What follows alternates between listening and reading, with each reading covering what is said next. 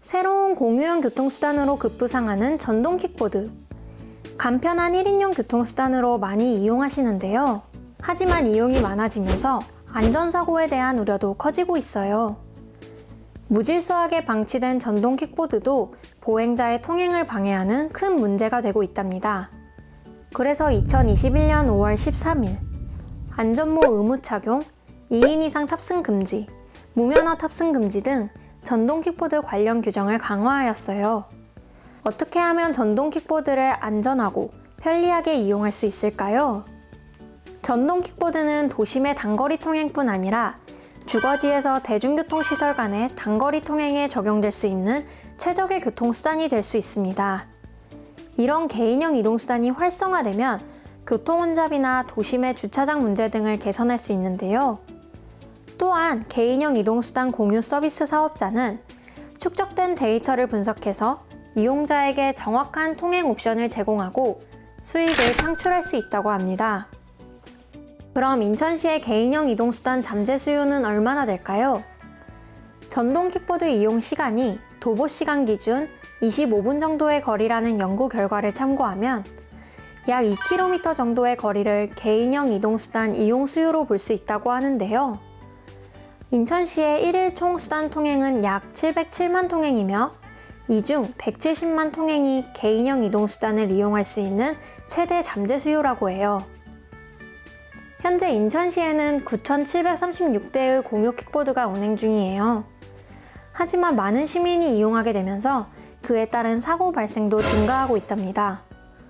현재까지 인천시에서는 27건의 사고가 발생하였고 2명이 사망하였습니다. 이러한 사고를 예방하고 안전한 운행 방안을 마련하기 위해 국민권익위원회는 조사를 실시하였는데요. 사람들은 어떤 생각을 가지고 있을까요? 먼저 전동 킥보드가 보행자의 안전을 위협하는 가장 큰 문제에 대해서 물어보았습니다. 저는 지나가다가 전동 킥보드랑 부딪힐 뻔한 적이 있었거든요. 원래는 인도로 다니는 게 안 되는 걸로 알고 있는데 잘 안 지켜지는 것 같아요. 국민권익위원회 조사 결과 전동 킥보드가 보행자의 안전을 위협하는 가장 큰 문제는 지정된 도로가 아닌 인도 주행이 55.1%로 가장 컸습니다. 두 번째로 전동 킥보드 이용자의 안전을 위협하는 문제도 물어보았는데요. 사실 전동 킥보드가 다닐 수 있는 길이 잘 조성되어 있지가 않잖아요. 자전거 도로가 없는 길이면 차도 끝으로 다녀야 되는데 실제로 다녀보면 차들이 엄청 빵빵거리거든요. 그래서 좀 이런 부분이 개선됐으면 좋겠다 이런 생각을 자주 했어요. 전동 킥보드를 이용할 때 가장 위험한 문제는 전용 도로 등 도로 여건 미흡이 35.8%로 가장 컸습니다. 전동 킥보드의 안전한 이용을 위해 필요한 것에 대한 의견도 물었는데요. 음주운전은 절대 하지 말아야 되는 것 같아요. 2명이서 타면 안 되죠. 운전자 자격을 좀 강화해야 되지 않을까요? 이용 가능 나이, 운전면허 등 전동 킥보드 운행 자격 강화가 41%로 가장 높았으며 위험한 전동 킥보드 운행 단속 강화, 교통 여건을 고려한 도로 환경 조성 순으로 다양한 의견이 나왔습니다. 그럼 개인형 이동수단의 이용 증가에 따라 정부와 인천시는 어떤 정책을 마련하였을까요? 인천연구원 석종수 선임연구위원의 이야기를 들어보았습니다. 전동 킥보드와 관련된 법은 무엇이 있나요? 전동 킥보드와 직접 관련된 법은 도로교통법입니다. 전동 킥보드는 개인용 이동 장치에 해당하고요. 도로교통법 제2조에는 원동기 장치 자전거 중 시속 25km 이상으로 운행할 경우 전동기가 작동하지 아니하고 차체 중량이 30kg 미만인 것을 개인용 이동 장치라고 정의하고 있습니다. 그리고 이 법에서는 보호자는 어린이가 전동 킥보드를 타지 못하도록 하라고 규정하고 있습니다. 따라서 부모님들께서는 어린이가 전동 킥보드를 타는 것을 막아야 합니다. 그리고 이 법에서는 인명보호장구를 착용하도록 규정하고 있거든요. 그래서 이런 헬멧을 준비해서 반드시 착용하시고 운행하시기 바랍니다. 다음으로 이 개인용 이동 장치가 원동기 장치 자전거에 해당하기 때문에 이 법에 따라서 16세 이상인 사람만 면허를 받을 수 있고요. 따라서 전동 킥보드를 운행하려면 16세 이상이면서 원동기 장치 자전거 면허 이상의 면허를 가지고 있어야 됩니다. 또 전동 킥보드와 관련해서 벌칙 조항이 따로 있어요. 그래서 면허 없이 전동 킥보드를 운전하거나 또는 이와 같이 술을 마시고 운전을 한다면 적발되었을 경우 20만 원 이하의 벌금이나 구류 또는 과료에 처하도록 하고 있습니다. 따라서 약한 도수지만 와인 같은 것들도 마시면 안 되겠습니다. 인천시는 어떤 정책으로 대응하나요? 예, 인천시에서도 개인형 이동수단과 관련해서 여러 가지 정책을 준비하고 있는데요.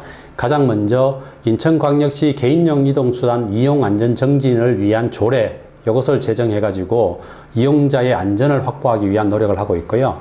그 다음에 방치된 전동 킥보드가 보행자들한테 상당한 방해가 되고 있는데 그로 인한 민원도 많고요. 그래서 이 방치된 전동 킥보드를 견인할 수 있는 근거를 확보하기 위해서 개인형 이동장치 견인 조례를 준비하고 있습니다.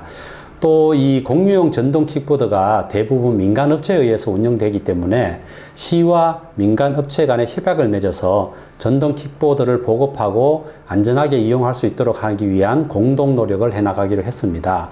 그리고 가장 큰 정책의 변화는 시의 교통정책과 안에 전동 킥보드나 자전거 보행을 전담하는 조직인 녹색교통팀을 새로 만들었다는 것입니다.